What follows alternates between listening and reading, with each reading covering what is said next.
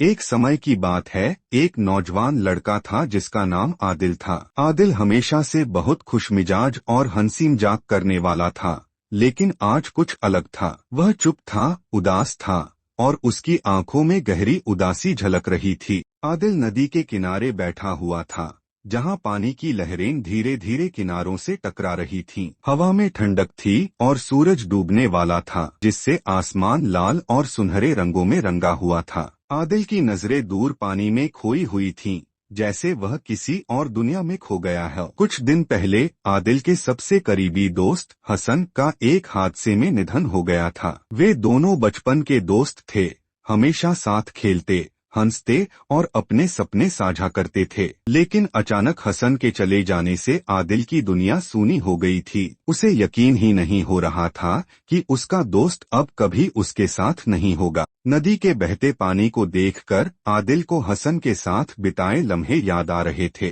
कैसे वे इसी किनारे पर बैठकर घंटों बातें करते थे, कैसे पानी में पत्थर फेंक कर प्रतियोगिता करते थे कि कौन दूर तक फेंक सकता है। लेकिन आज उसके हाथ में एक पत्थर था, मगर उसे फेंकने का मन नहीं हो रहा था। उसका दिल भारी था, आंखों में आंसू थे और दिमाग में यादें थीं। अचानक हवा के एक झोंके ने पेड़ों को हिलाया और पत्तों में सरसराहट होने लगी, जैसे कोई धीरे से फुसफुसा रहा हो। आदिल ने आंखें बंद कीं और उसे ऐसा महसूस हुआ जैसे हसन की आवाज आ रही हो, आदिल, मैं हमेशा तुम्हारे दिल में रहूंगा। यह सुनते ही आदिल की आंखों से आंसू बह निकले, लेकिन उसके होठों पर हल्की सी मुस्कान भी आ गई। उसने आसमान की तरफ देखा, जो अब पूरी तरह से सुनहरा हो चुका था, और दिल ही दिल में अपने दोस्त को अलविदा कहा। आदिल ने पत्थर को धीरे से पानी में फेंक दिया। पत्थर पानी में गिरा, लहरें उठीं और फिर सब कुछ शांत हो गया।